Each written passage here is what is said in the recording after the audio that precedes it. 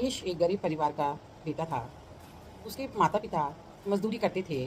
उन्होंने जैसे-तैसे करके रमेश को एक प्राइवेट स्कूल से बीबीए कराया, फिर एमबीए करा दिया।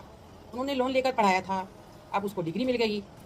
लेकिन तभी अचानक उनके घर में एक दुर्घटना हुई। उसके माता-पिता कहीं जा रहे थे और दोनों की एक सड़क हादसे में मृत्यु हो गई। यह समाचार सुनकर रमेश बहुत ज़्यादा हताश और निराश हो गया। कमाने का कोई साधन नहीं था। वह परेशान तो था ही, उसने प्राइवेट जगह कई जगह नौकरी के लिए अप्लाई किया, पर कोई उसे नौकरी नहीं दे रहा था। अब उसने सोचा कि हाथ पर हाथ रखकर बैठने से तो कोई फ़ायदा नहीं है।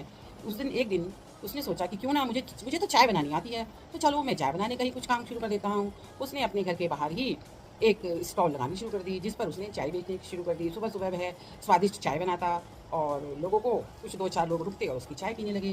पहले दिन कुल उसने ₹10 कमाए। अब सोचने लगा बताइए कुल ₹10 कमाए, लेकिन उसने फिर अगले दिन सोचा चलो कोई नहीं, ₹10 तो कमाए कम से कम। अगले दिन फिर उसने सुबह स्टॉल लगाई। अगले दिन उसको ₹20 कमाई। इस तरह से करते-करते धीरे-धीरे उसके हाथ की चाय लोगों को पसंद आने लगी। 1 महीने बाद उसकी रोज़ की इनकम ₹300 रोज़ हो गई। अब वह तो बहुत खुश हो गया, उसे बहुत प्रोत्साहन मिला। अब उसने घर के पास ही एक छोटी-सी दुकान किराए पर ले ली।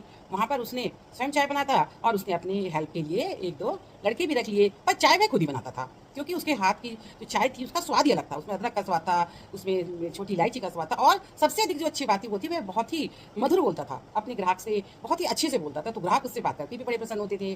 कुछ बुजुर्ग तो ऐसे थे जो गरीब थे, पैसा भी नहीं था, लेकिन वे जब चाय पीने के लिए आते तो वो कहता अंकल जी आइए चाय पीजिए। वो कहते बेटे पैसे नहीं है, उसने कोई बात नहीं, मैं आपका बेटे जैसा हूँ, आप चाय पीजिए। इस प्रकार से उसके मधुर व्यवहार के कारण उसका कारोबार बढ़ता चला गया। धीरे-धीरे करने करके उसने अपने शहर में 2-3 दुकानें और खोल ली, वो भी चलने लगी। अब 5 साल बाद आज उसकी पूरे भारत में 100 दुकान खुल गई हैं। तो कहने का मतलब यह है कि यदि हम धीरे-धीरे कोशिश करते हैं और हमें धीरे-धीरे सफलता मिलती है, तो हमें उससे खुश होना चाहिए, क्योंकि सफलता एक दिन में नहीं मिलती है।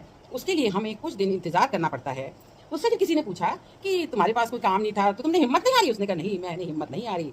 स्टेशन पर ट्रेन यदि 2 मिनट लेट हो जाए तो लोग गाली देना शुरू कर देते हैं, पर ट्रेन आती तो ज़रूर है ना। ऐसे ही मैं भी अपनी सफलता की ट्रेन का इंतज़ार कर रहा था, बस मैंने हार नहीं मानी।